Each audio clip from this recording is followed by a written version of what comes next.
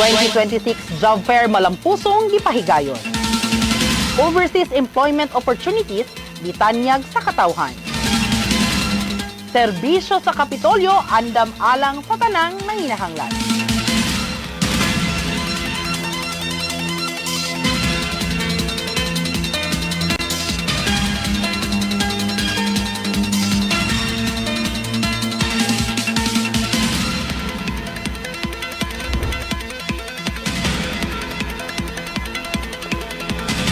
Maayong pagbangon Misamis Oriental sulod sa 23 ka lungsod ug duha ka dakbayan nga gilangkuban sa 424 ka mga barangay.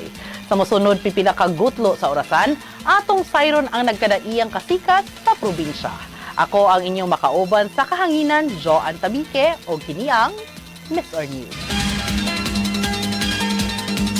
Di mailhan sa talento ug dunay kapasidad nga mga kabatan-unan diha sa matang sa agrikultura, mao ang highlight sa gipahigayong Young Farmers Challenge Season 5 awarding sulod sa tibuok Northern Mindanao. Dunay siyam ka misamisnon ang lakip gipasidungan. Aniya ang report ni Jane Salimbao. Gipasidunggan sa Department of Agriculture ang siyam ka mga kabatan-unang mag-uumagikan sa Misamis Oriental ato sa gipahigayong Young Farmers Challenge Season 5 awarding ceremony. Ang Young Farmers Challenge usa ka programa sa Department of Agriculture nga nagtinguha nga maghatag og financial grant ug suporta sa mga kabatan-unang nag-edad 18 hangtod 30 anyos aron madasig sila sa pagpalambo sa innovative ug sustainableng agri-fishery enterprises. Atol sa kalihukan, gihatagan og startup grant nga nagkantidad og 80,000 hangtod sa 300,000 pesos ang matag awardees. Matud ni DA Region 10 Regional Executive Director Mr. Apollo Pacamalan, bisan pa sa nagkataas nga presyo sa imported inputs nga misaka og hapit 60% kini gihimong higayon aron mapalig-on ang lokal nga produksyon. Ubos sa startup provincial category sa Misamis Oriental, gipasidunggan ang mosunod nga mga awardees. Stephen Luis Sumido sa iyang Sumido Farm sa Claveria, Ray James Lipunhay sa iyang Dragon's Choice Route 955 sa Claveria, Harold Echanova sa iyang AgriCycle Biopellet sa Claveria, Mark Louis Camas ug Crystal Jane Intia sa ilang Sunny Coil sa Lagunglong, Morivin Tanghal sa iyang Tilapia Countryside sa Magsaysay, Shireen Rose Bongat sa iyang Aqua Harvest Tilapia Production sa Sugbungkugon, Jericho Villamor ug Richly Glenn Bagungos sa ilang Amigos Bakbak Kokak Farming sa Alubihit, Kurt Russell Valiente sa iyang Kalabasa Crunch sa Hingoog City ug Almera Tion sa iyang Hingoog Banana Crisp sa Hingoog City. Mapasalamato ng mga YFC awardees sa Department of Agriculture ug kang Governor Juliet Uy sa padayong pagsuporta niini kanila nga mga young farmers sa probinsya. This award is grateful ko nga nadawat ko ni, especially kay dahil may good mga gani student o young mga youth nga kapangitag gid sila o pamagi nga maka-produce o makahimog maka-start og business, which is this opportunity is gabi ko siya kakakuha sa akong opportunity para ma-start akong concept na business, then makasugod, then ma-commercialize na ako in the future. Which is kung nakay ganing perseverance to chase your dream, dahil may chance nga ma-achieve din mo na through seeking help sa government, sa mga government sectors, and like sa especially kung sa agriculture sector. I am so thankful nga na-introduce ni siya sa ako since sa una wala jud ko kabalo nga naa din ni siya, and then na-introduce ni sa ako. Thankful kay Foy isapod ko nga na-awardan, and sa tanan nga family nga nag-support, and sa LGU, and sa akong mentor, like, super kayo ko ka-thankful na nakadaog ko, and nahimo ko nga one of the awardees sa 2025 YFC. Samtang ipasidunggan usab ang mga Startup Provincial Awardees, Upscale Regional Awardees ug Outstanding Partner LGUs. Misal mo tusab sa maong kalihukan ang Provincial Agriculture Office nga girepresentahan ni Mr. Andre Ardo isip suporta sa padayon nga pagpalambo sa sektor sa agrikultura sa lalawigan. Ang kalampusan sa mga awardees usa ka pamatuod nga ang agrikultura adunay lig-on nga kaugmaon pinaagi sa kabatan-unan. Alang sa tinuray nga kabag-uhan, ako si Jane Salimbao, Miss Or News. Daghang salamat, Jane. Oportunidad sa pangempleyo ang gidagsa sa katawhang naninguha og trabaho atol sa job fair ning tuiga hatud sa kagamhanang probinsyal uban ang PEBEDEC. Gatosan ka job vacancies ang gitanyag sa 12 ka pribadong kumpanya sa probinsya. Alang sa dugang detalye, ania si Nephilim Diaz. Nagkayusa ang kagamanan probinsyal ug PIVDEC alang sa 2026 job fair nga gipahigayon sa buhatan sa PIVDEC sa Taguluan, Misamis Oriental.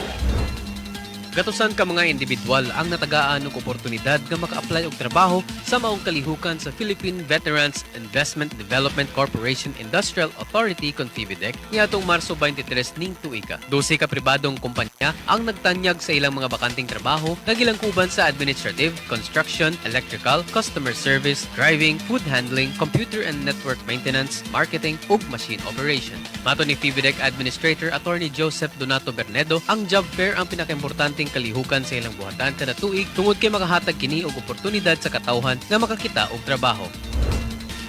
Ang PIVDEC, gibuhat yun gi-establish ni diri sa Misamis Oriental to uplift the livelihood, to uplift the communities in Misamis Oriental.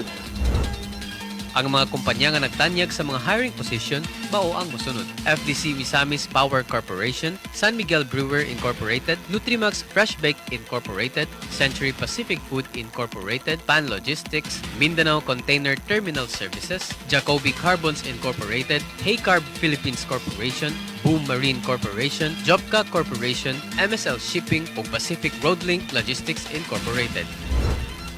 Importante kay ning program, sir, para sa mga tao nga nangyanlan og trabaho karon nga napagay kanang crisis nga kahit tabo o kini sa mga tao pod nga kanang naninguha para makatabang sa ilahang pamilya.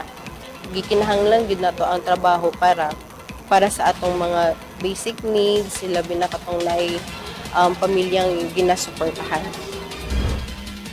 Kauban sa PIVDEC ang Kagamhanan Provincial Technical Education and Skills Development Authority Contesta ug ang Cagayan de Oro City Government sa pagpahigayon sa job fair. Papasalamaton si Attorney Bernedo sa suportang gihatag ni Governor Juliet Uy sa kalihukan aron makahatag og oportunidad sa katawhan. Gipasalig ni Attorney Bernedo ang kanunay nga suporta sa PIVDEC sa mga kalambuan sa lalawigan. Subay kini sa pagpatuman ni Governor Uy sa bangon strategic agenda nga nagtinguhang mapahapsay ang ilang panginabuhian alang sa kaayuhan sa lalawigan. Alang sa tinuray nga kabaguhan, ako si Nephilim Diaz, Mr. News. Daghang salamat, Nef. Sa atong pagbalik, susihon usab nato ang mga kalampusan lakip mga serbisyong hatod sa katawhan gikan mismo sa usa ka departamento ning atong Kapitolyo. Maminaw una kita ni ining Governor Juliet Uy Weekly Accomplishment Report gikan sa Abril 5 hangtod 10 ning tuiga.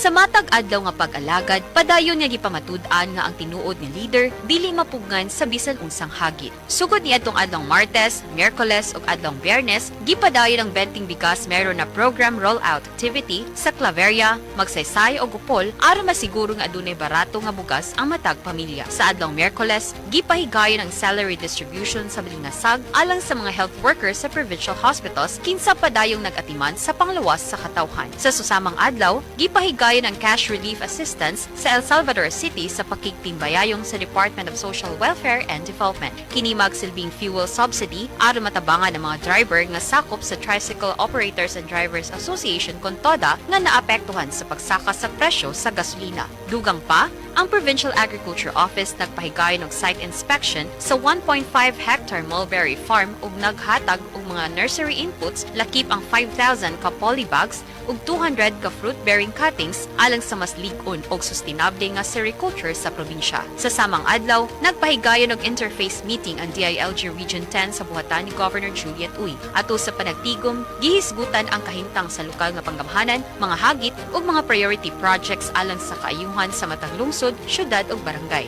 Samtang may kortesiya usab sa gobernadora ang mga regional radio broadcasting champions nga mo representar sa Misamis Oriental sa National School Press Conference sa Ormoc, Leyte. Pinaagi sa financial assistance, gipakita nga ang ilang talento ug pangandoy importante alang sa gobyerno. Sa adlong Biyernes, ubay-ubay nga mga personalidad ug mga grupo ang may kortesiya sa buhatan sa gobernadora, timaan sa walay undang nga pakighiusa sa gobernadora sa mga individual nga makahatag og kaayuhan sa probinsya.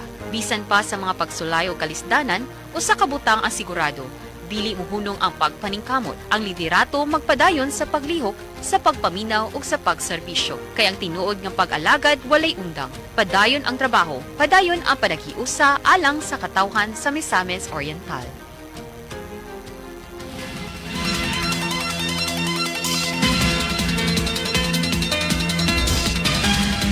Public Employment Service Office, Misamis Oriental, hugot ang suporta sa mga individual nga nagtinguhang mulangyaw sa laing nasud aron makatrabaho. Gani baguhay lang dunay batch nga migraduar sa Japanese Language Proficiency A1 level training. Kini atong sayron pinaagi ni Regian Maygay. Mapasalamatan ang pinakaunang batch of graduates sa Japanese Language Proficiency A1 level training sa kinatibukang kasinatian human sa ilang 38 kaadlaw nga Japanese Language Training Course. Gilangkuban sa 16 ka caregiver in situ graduates ang hatagan sa maong oportunidad ug karon andam nang upadayon ngadto sa ilang sunod nga hugna sa pagkat-on kung gikinahanglang rekisitos bahin sa language proficiency levels. Kini alang sa pangandoy nga makatrabaho sa nasod sa Japan. Mapasigarbuhon usab nga pulos nag-congratulate ang mga kadagkuan sa Technical Education and Skills Development Authority Contesta NLSC uban ang dinapit nga mga bisita. Mipaabot og mensahe si Governor Julia T. Uy pinaagi ni Miss or Public Employment Services Office Conpeso Manager Jerome G. Mundo uban ang kalipay nga dunay pioneering batch ang nasangpit nga programa. Sulti niini nga nagsugod lamang sa usa ka panan-awon og karon natuman na gayud ang oportunidad sa overseas employment o gitinguhang mas daghan pa ang mahimong benepisyaryo sa umaabot ni ining libreng pagbansay, pagbaton og language proficiency. To our graduates, let me be clear. You are fortunate and more than that, you are prepared. Prepared because you did not simply receive training, you earned it. Prepared because you chose discipline over comfort. Prepared because you believe in a future beyond limitations.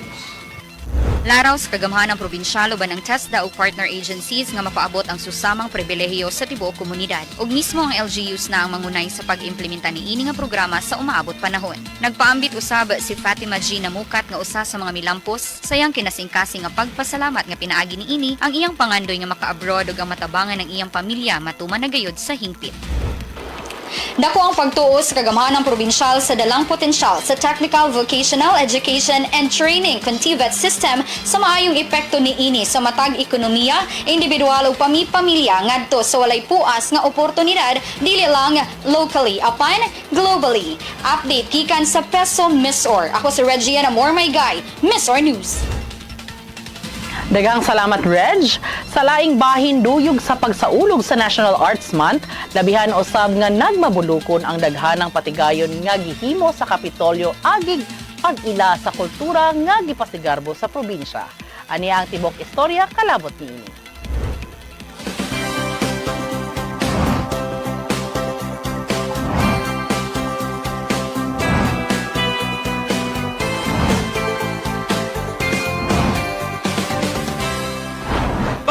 Miss or Balita. Gisaulog sa Kapitolyo Provincial ang National Arts Month nga adunay temang aning sining, katotohanan at giting. Sa mga kalihukan gipadayag sa inahan sa probinsya Governor Juliet Uy ang kaminungdanon sa arte isip pamaagi sa pagpalambo sa talento sa kabatan-unan ug sa paghatag og plataporma alang sa lokal nga mga artist.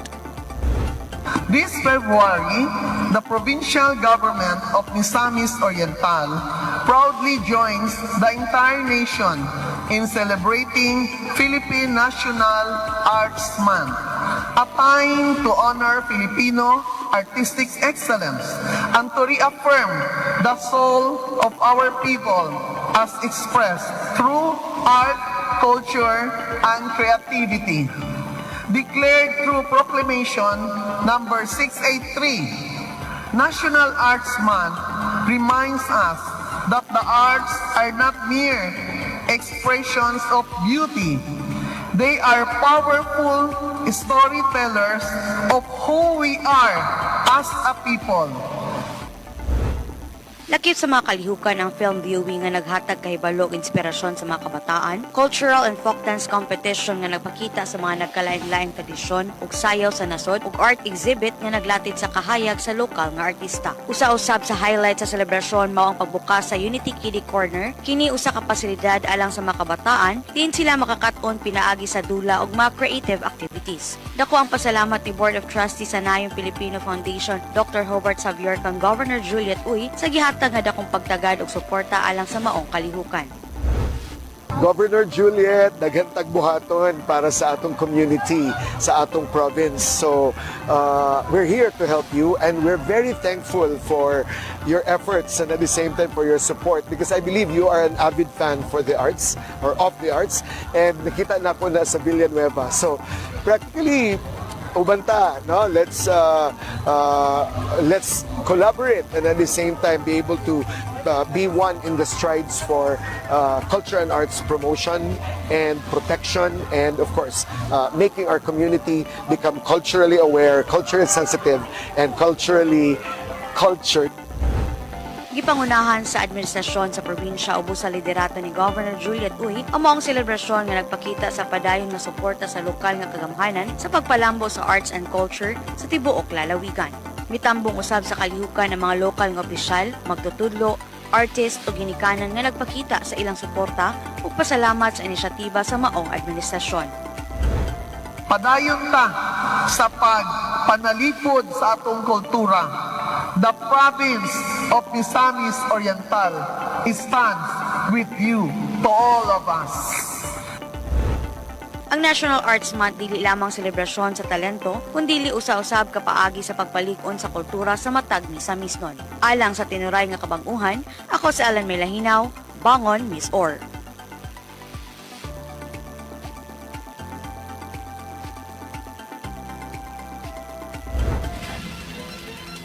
Nunod sa mandato ni Governor Uy nga panalipdan ang kinaiyahan, giaksyonan usab ang isyu batok sa illegal mining.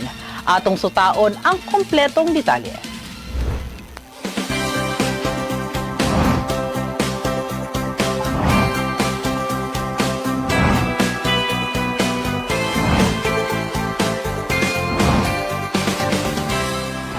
Bangon, Miss Or Balita.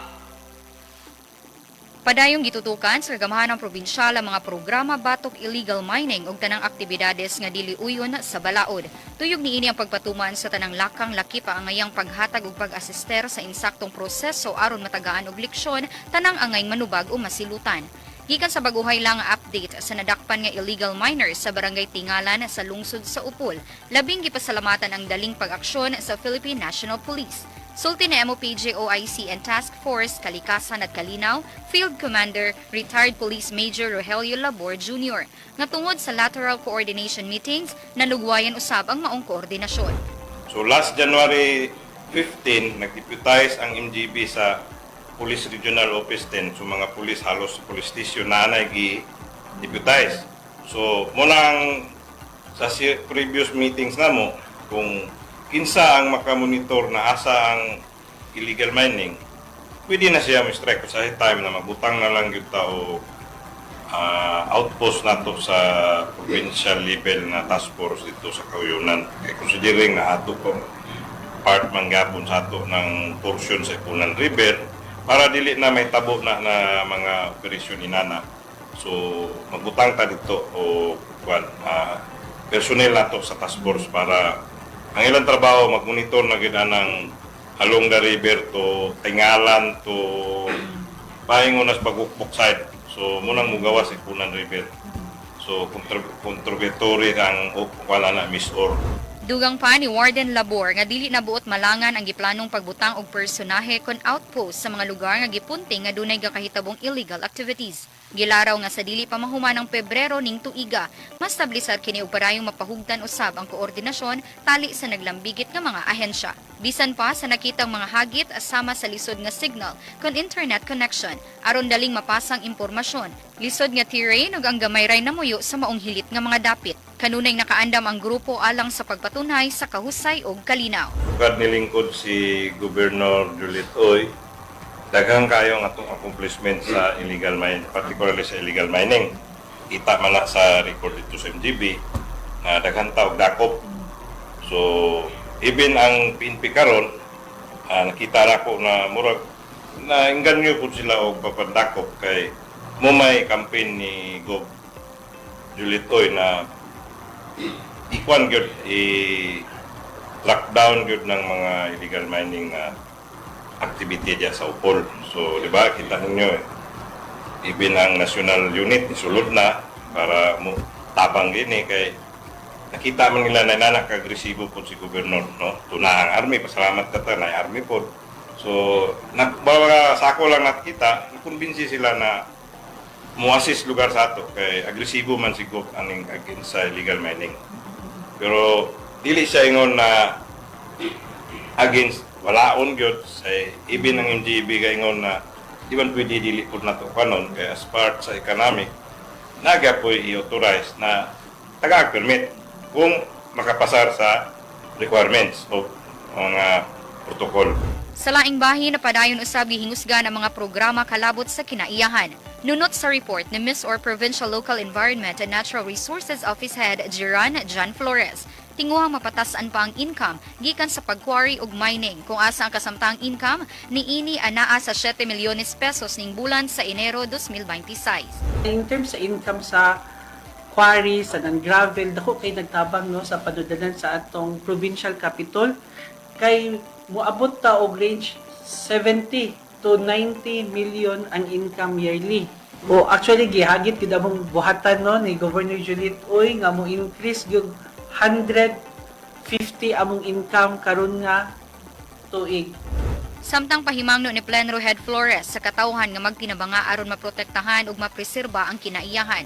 Lakip niini ang pag-awhag sa kadtong buot magmina kung mag-apply aron moagi sa insaktong proseso ug dangup lang sa ilang buhatan aron magiyahan sa tanang rekisitos. Sa tanan mga katawhan diri sa atong probinsya no sa Misamis Oriental hangyo lang gyud mi nga kung kamo nagplano mo nga mag-quarry, mag-mining, among buhatan abri gyud para matapang mo assist ninyo.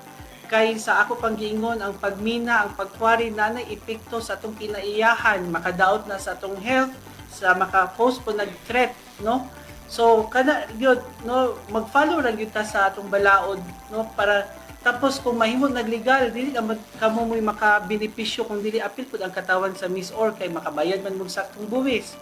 No, then ma-regulate po nato unsay sakto nga pag-process sa inyong mga minerals sa pag-quarry para ma-plaster, mahapsay gyud ang inyong negosyo.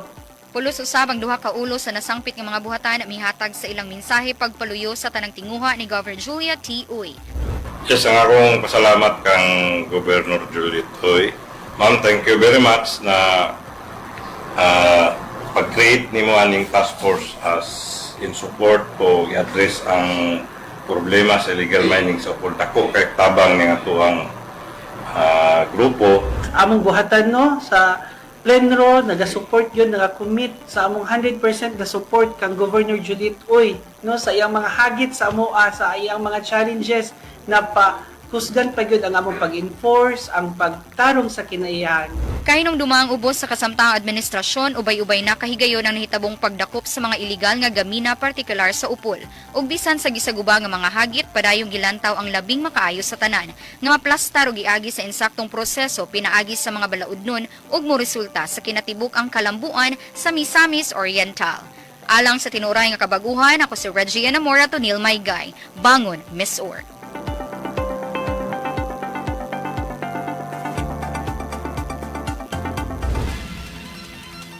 Nagsilbing prioridad sa kasamtangang administrasyon ang agrikultura, hinungdan nga walay puas usab ang programang pagpalugway sa mga benepisyong mahatag sa mga mag-uuma.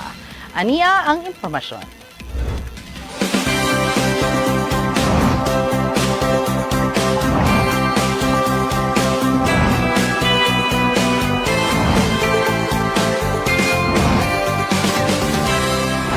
Bangon, MISOR Balita.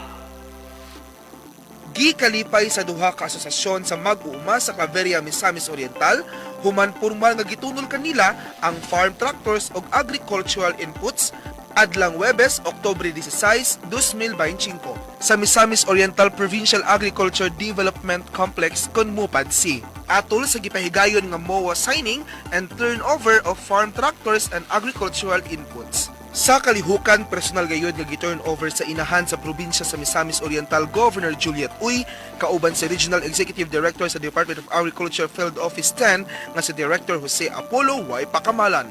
Kini nga mga programa gipanguluhan sa Department of Agriculture Region 10 o sa pakigtimbayayong sa provincial government ubos sa liderato ni Governor Juliet Uy. Kini nga kalihukan karon no alang kini sa atong mga mag-uuma labi na sa mais, mga high value crops diri sa Misamis Oriental. Diyon atong giapod-apod ang mga serbisyo publiko gikan sa Department of Agriculture nagi sa hugot nga pagtabayayong sa provincial government sa pagpinanguluhan ni Governor Juliet Uy ug sa mga mag-uuma din sila nakadawat og mga binhi sa mais, mga planting materials, abono ug labi na kining duha ka traktura. Kining duha ka traktura gipalit kini sa Department of Agriculture pinagi sa pagtambayayong sa provincial government aron mahatag kini sa mga mag-uuma nga dugay nang nangandoy nga mamikanize ang ilang pagdaro sa ilang kaumahan. Kini gitan-aw nga makaserbisyo sa kapinukulang sa gatos nga 200 ka hektarya matag traktura aron unya nga makunhuran ang gastuhon sa mga mag-uuma sa ngadto sa mga 10 ngadto 15%. So kini nga kay gayunan makapapaspas ang mga mag-uuma aron makadali ang pagtanom, madali ang paglipyo sa ilang mga kaumahan o magamit sa kini pagpanghakot sa ilang mga produkto sa lugar nga lisod masudlan. Ang mga asosasyon nga gitunulan mao ang Linandang Malagana Farmers Association nga gipanguluhan ni Mr. Virgilio Linudhay ug ang Gumaod Coconut Farmers Association nga gipanguluhan ni Mr. Nicasio Upon diin ila gayong gikalipay ang maong pagtunol tungod kay dugay na kini nilang gihandom para magamit sa ilang pag-uma. Dili tiyaw akong bati nga kalipay. Dugay na nga panahon yun nga nangandoy miani tungod kay nakita na mo dako kay ginigpulo sa among dapit tungod kay lapad kay patag sa among area pero nagpabilin nga mga medyo alanganin ang panginabuhi sa mga tao karon kay niya na ning traktor dako kay mong kalipay kay ang katong mga nangabakante nga area hangtod karon madaro na ginamo mapusla na sa tagiyang iyang mga area mo makakuha doon na saktong produkto. So muna ni kasulbaran sa among panginhanglan. Nga mo dako ang among income sa among kayutaan tungod aning mong traktor. Dako gyud kay tabang sa among pamilya, labaw sa among mga miyembro sa among asosasyon. Usa gyud ang nakahatag namo dako kay nga tabang. Labaw sa tanan pod, dili lang sa among sa pamilya kundi sa uban pong asosasyon, sa ubang naninginhanglan. Ubos man gyapon ni dili man tagaan gyapon namo og higayon nga kanang dili miyembro tagaan gyapon namo og kining barato gyapon nga pagsingil. Dili lang para sa among level nga ang pangayo po dili na mo isama sa lain nga traktor nga pangayo ubos ang among pangayo sa dili among miyembro. Daghang kay salamat Gob sa imong paghatag sa 1 unit nga traktor. Dako kayo mong kalipay sa among asosasyon nga usa sad ka nagsuporta niini. Gob dili matukib among kalipay nga ikaw gyud ang mo'y nagsuporta ug naghatag nini sa among asosasyon. Ang farm tractors nagkantidad sa 2.9 milyones ang isa. Nagpasalamat si Director Apollo kay Governor Juliet Uy tungod sa iyang hugot nga suporta sa mag-uuma dinhi sa lalawigan sa Misamis Oriental.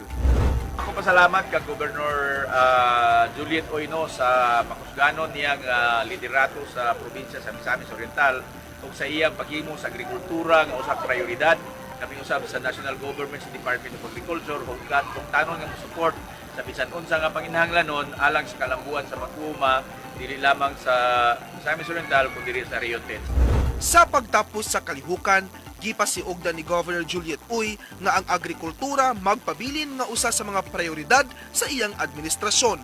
Iyang gipanghinaot nga pinaagi sa padayon nga kolaborasyon tali sa lokal ug nasyonal nga gobyerno mas daghang mag-uuma ang makabenepisyo sa mga programa ug inisyatibo nga nagpalig-on sa pagkaon ug ekonomiya sa lalawigan. Para sa tinuuray nga kabag-uhan, kini si King John Pacaldo Pagbangon ni Store.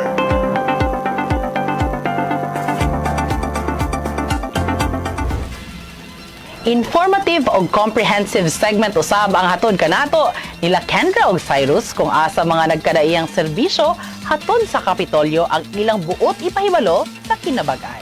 Kini atong Siron sa Uy, Kabalo Ba Mo episode. Uy! Kabalo ba mo? Kini ang bagong programa. Ubos sa liderato ni Governor Juliet Uy. Bagong impormasyon, mga fan facts, mga kalampusan, mga garbo sa matag lungsod, garbo sa Misamis Oriental, ug tanan kini inyong masayran sa Uy! Kabalo ba mo?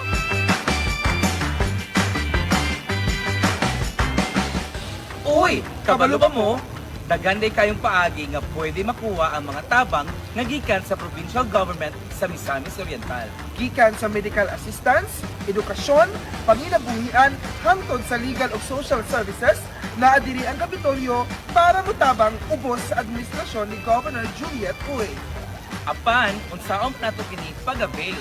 Kung mga proseso o kinsa ang angay dulon. Ayaw kabalaka, kay karong adlaw, amo kang ituyok dinhi sa atong provincial capital aron ipakita mismo kung saon pagkuha sa mga serbisyo na para gyud sa katawhan. Ang unang buhaton, simple ra kaayo.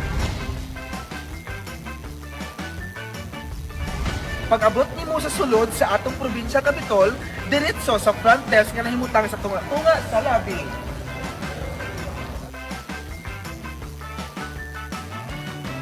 Hi! Welcome to Misamis Oriental! Dili ka mangayo og service slip.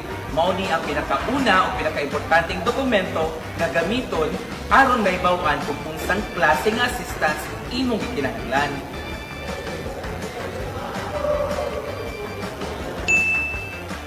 Ayaw ka balaka, kay andam ang atong mga buutan nga front desk staff sa pagtabang nimo sa pag-fill out ni ini nga form.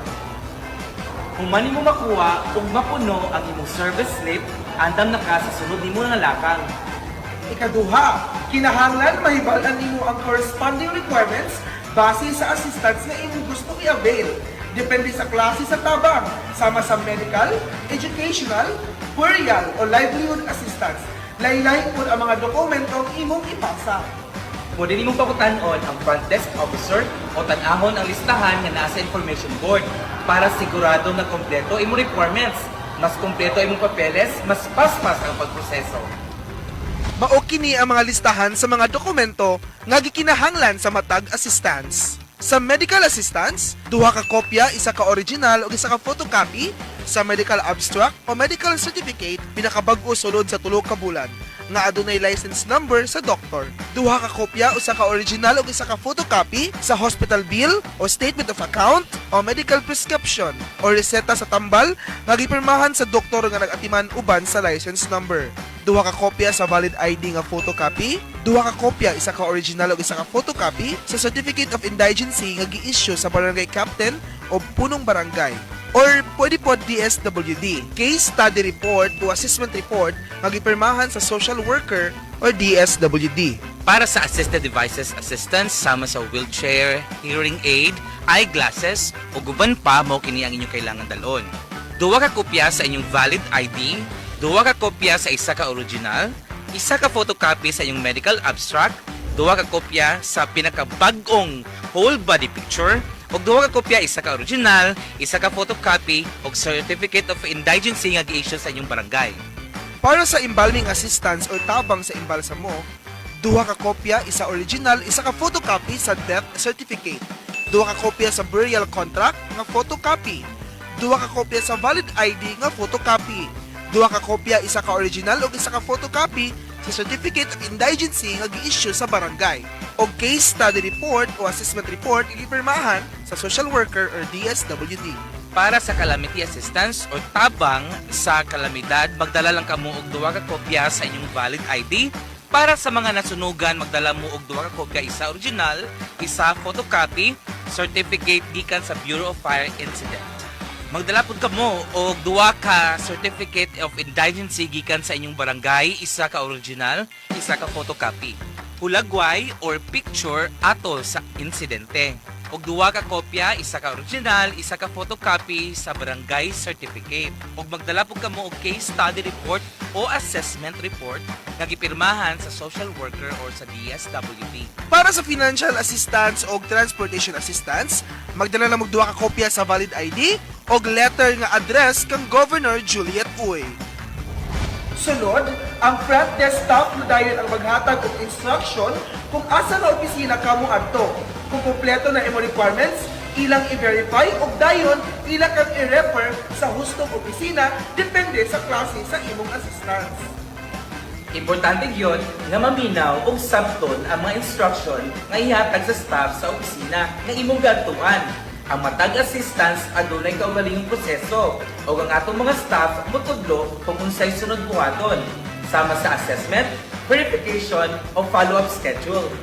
Pahinumdum lang, basta kwarta sa gobyerno, dili gina diretsong ihatag sa samang adlaw. Ang pondo sa gobyerno moagi sa hustong proseso aron masiguro nga ang tabang mahatag sa hustong tao sa hustong paagi.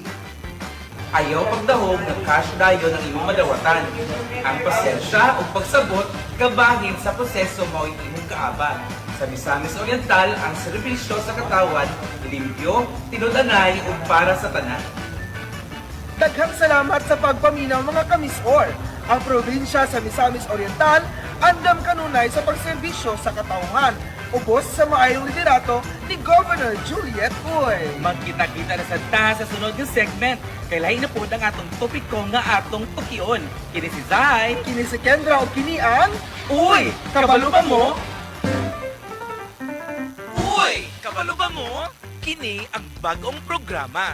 Ubos sa liderato ni Governor Juliet Uy. Bagong impormasyon, mga fan facts, mga kalampusan, mga garbo sa matag lungsod. Garbo sa Misamis Oriental. Og tanan kini inyong masayran sa Uy! Kabalo ba mo?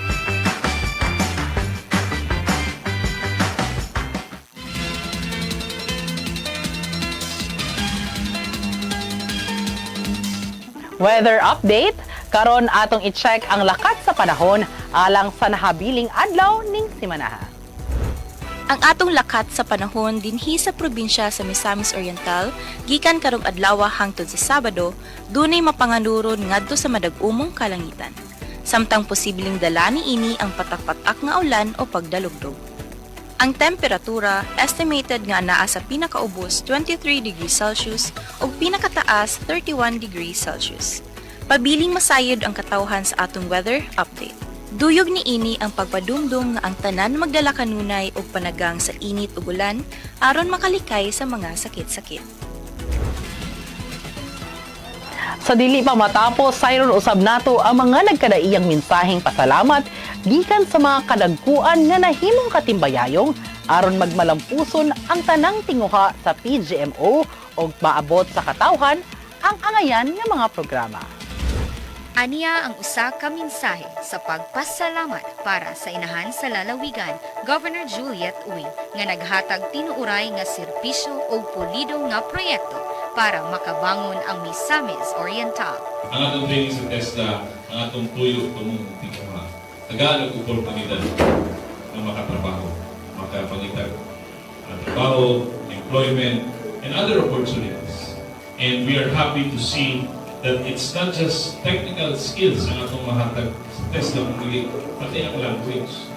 And at the same time, we are so much grateful for the coordination and the help of the provincial government of Misamis Oriental, for Sir Jerome and the governor, Governor Juliet Uy. Murag siya mag-ilang kapanguso. So we are very happy.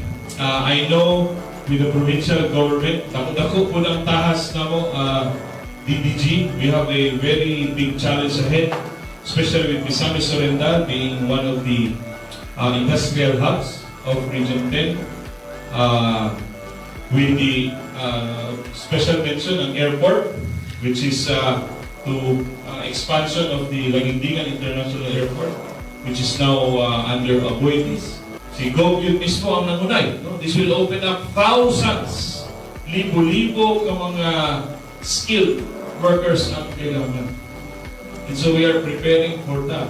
So the governor has been hands-on when it comes to human capital development, and we couldn't be happier that she is taking the lead in empowering our constituents in Misamis Oriental. So thank you very much. Police Brigadier General Christopher Abrahano, Acting Regional Director ng Police Regional Office 10. Primarily, we stated our commitment, at least sa PNP Regional Office, yung commitment ng kapulisan na mapanatiling safe and secure yung environment ng buong probinsya. Ganon din ang ating gobernadora, sinabi rin ng kanyang, binigay din ang kanyang suporta, ang patuloy na suporta niya sa kapulisan. Naiintindihan din kasi ni Gob na hindi pwedeng nag-iisa lang ang kapulisan pagdating sa pagpapatupad ng peace and security. Unang-una, muli nagpapasalamat kami kay Governor for her warm welcome sa pagbisita namin dito ngayon sa Kapitolyo ng Misamis Oriental, at nagpapasalamat kami in advance doon sa kanyang commitment na suporta doon sa upcoming projects ng Police Regional Office 10. Sa ating mga kababayan na nakatanggap ng lupa sa gobyerno, mahalin natin itong lupang ito. Ito ang nagbibigay sa akin ng magandang pag-asa, ng magandang kinabukasan, lalo na para sa ating mga anak at para sa ating mga apo. Kami ay nagpapasalamat kay Governor Juliet Uy sapagkat sumusuporta yan sa amin. Kaya sinusuportahan din namin siya. Kasi ang gusto ni Governor Juliet Uy ay is to bring government closer to the people. Gusto niyang ilapit ang pamahalaan sa mga magsasaka. At yan ang priority niya actually. Katulad din ng priority namin, yung food security. Basta you can never go wrong with Governor Juliet Uy. That's one thing for sure. Maasahan natin yan. Ubo sa liderato ni Governor Juliet Uy kung asa ang panaghiusa magsilbing dalan sa kalambuan. Daghang salamat misamisnon at angin ninyo ang uban pang mahinungdanong segments sa sunod nga episodes ning atong programa. Sa ngalan sa tibuok Misamis Oriental Provincial Information Office, subli ako si Joan Tabique ug kini ang Miss News.